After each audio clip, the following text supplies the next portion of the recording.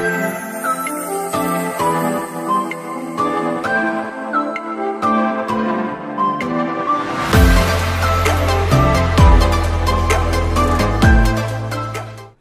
guys, kembali bersama saya Dr. Royman. Kali ini saya di ruangan kamar operasi.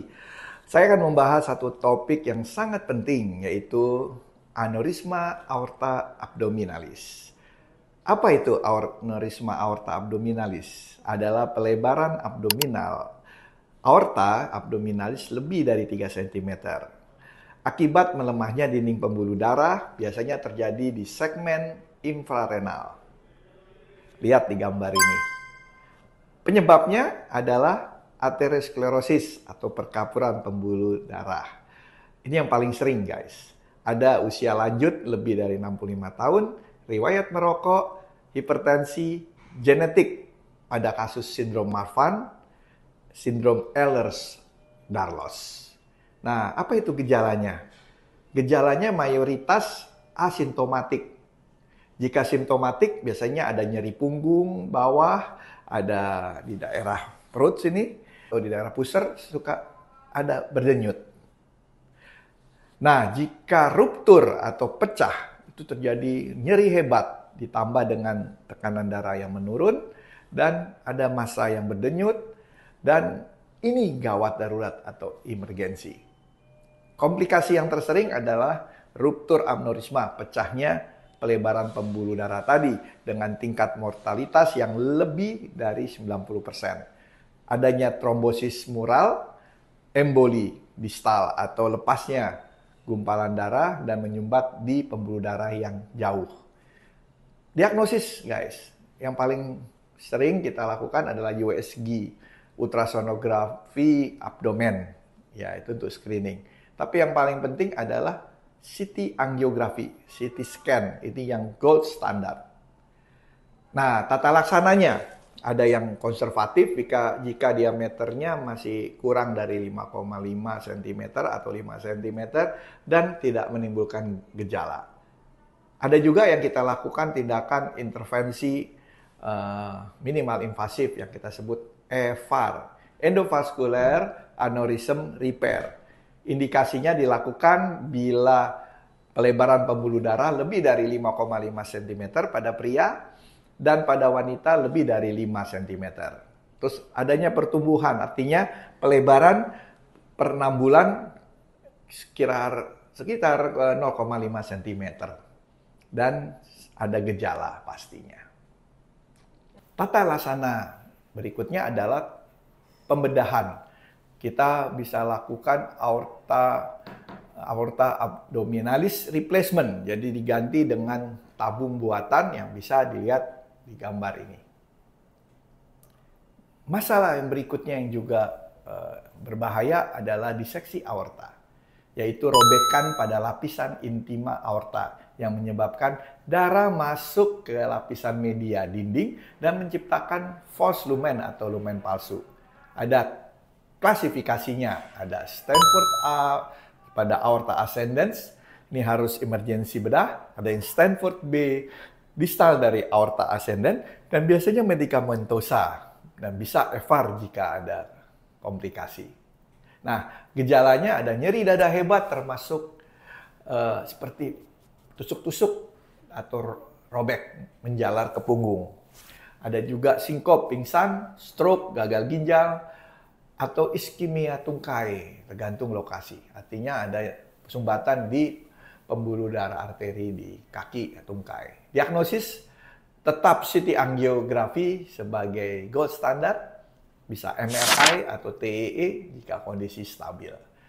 Penata laksanaan tetap kita lakukan obat-obatan, beta blocker dan nitroprusside atau obat-obat antihipertensi untuk menurunkan tekanan darah dan mengurangi tegangan pada dinding pembuluh darah. Ada bedah emergensi bila tipe A atau tipe B dengan komplikasi.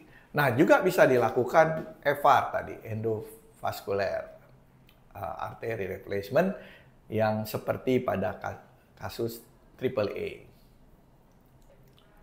Ada kasus yang menarik yang saya ingin sampaikan pada kita pada kesempatan ini, yaitu ada seorang bapak-bapak, Tuan M kita bisa sebut, usia 75 tahun guys.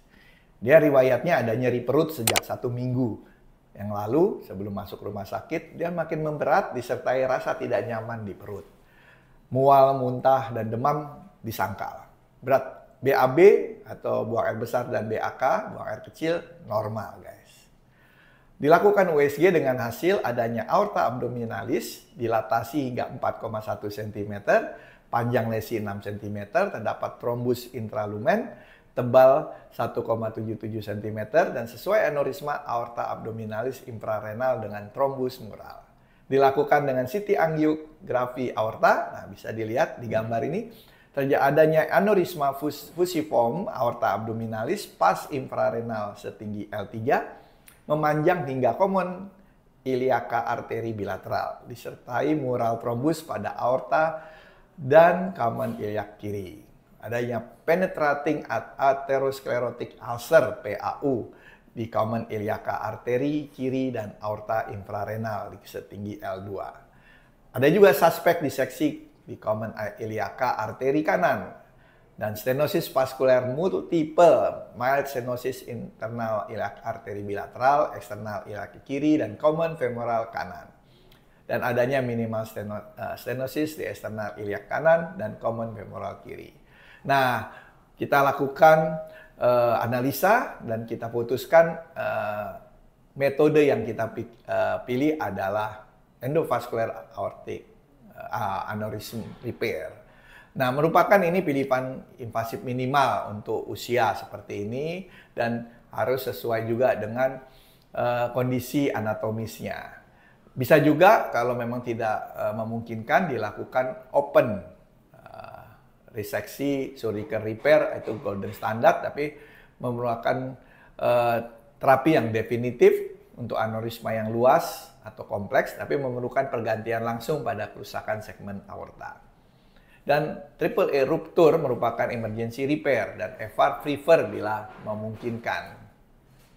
Saya ingin menjelaskan apa itu EVAR. Endovascular aneurysm repair adalah prosedur minimal invasif untuk memperbaiki aneurisma aorta abdominalis dengan memasukkan stent graft ke dalam lumen aorta melalui arteri femoralis. Tujuannya mengisolasi aneurisma dari aliran darah dan mencegah ruptur. Tujuan EVAR adalah mengalihkan aliran darah melalui stent graft, mengurangi tekanan pada dinding aneurisma, menghindari ruptur, dan menangani diseksi tanpa pembedahan terbuka, guys.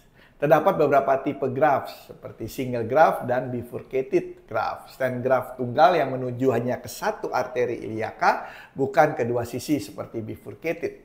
Stent graft utama yang bercabang dua, bifurcated, satu ke iliaca kiri dan yang satu ke iliaca kanan.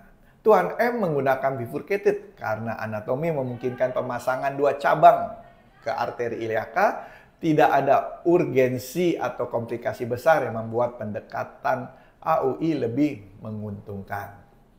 Perfusi kedua tungkai dapat dipertahankan lebih fisiologis tanpa bypass pembedahan atau tambahan. Teknik ini memiliki hasil jangka panjang yang lebih baik bila kondisi pasien stabil dan anatominya mendukung.